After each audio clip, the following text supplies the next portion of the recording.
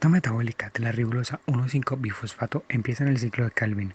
Para contextualizarlos, tenemos que en la fase luminosa se han producido las moléculas ATP, NADPH y oxígeno, que es un subproducto, de las cuales se utilizan ATP y NADPH.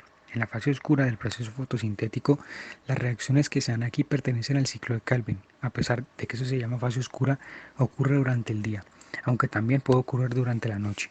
La razón por la que se dice que eso es una fase oscura es porque las reacciones son independientes de la luz, ya que no requieren de fotones para ocurrir. Únicamente necesitan ATP, NADPH y dióxido de carbono.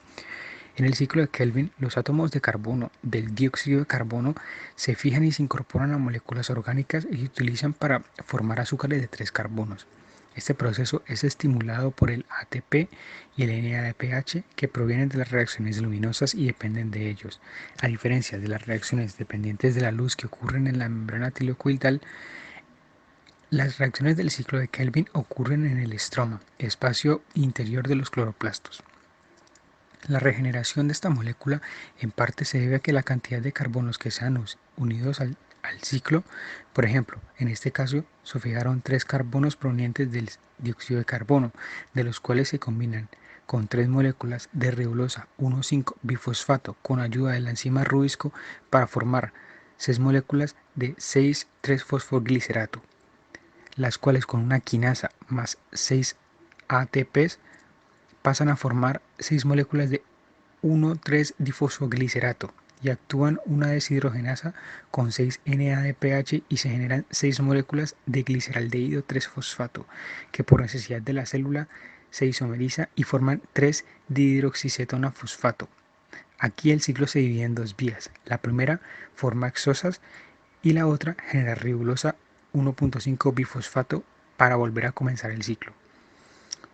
Esta regeneración se lleva a cabo mediante 5G3P y 2-DHAP y 2-fructosas producidas durante la generación de hexosas.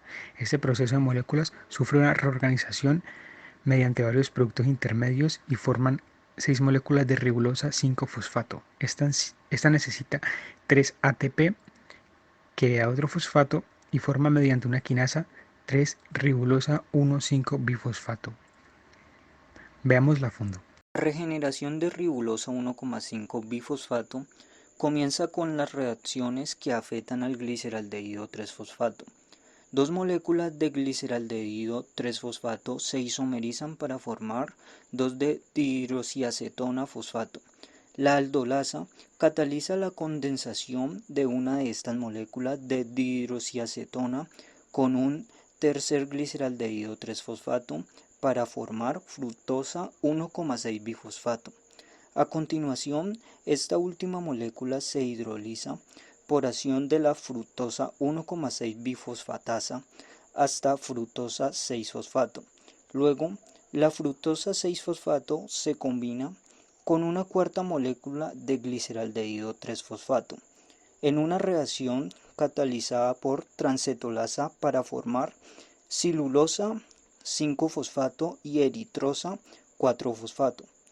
Como pueden observar aquí, la aldosa cataliza la condensación de eritrosa 4-fosfato con la segunda molécula de dihidroxiacetona fosfato para formar pseudoheptulosa 1,7-bifosfato, que luego se hidroliza por la acción de la enzima pseudoheptulosa 1,7-bifosfato fosfatasa para formar pseudoheptulosa 7-fosfato. La transcetolasa cataliza la reacción de la quinta molécula de gliceraldehído 3-fosfato con pseudoheptulosa 7-fosfato para formar ribosa 5-fosfato y una segunda molécula de silulosa 5-fosfato. La ribosa 5-fosfato y ambas moléculas de silulosa 5-fosfato se isomerizan por separado hasta ribosa 5-fosfato.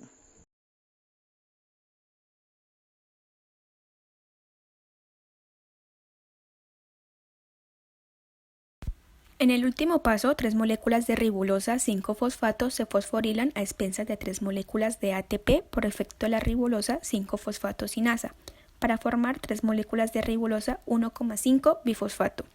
La molécula restante de la gliceraldehído 3-fosfato se usa dentro del cloroplasto en la síntesis del almidón o se exporta al citoplasma donde puede usarse en la síntesis de sacarosa u otros metabolitos. Hay que tener en cuenta que aquí no se produce glucosa ya que ésta necesita como mínimo 2 moléculas de gliceraldehído 3-fosfato.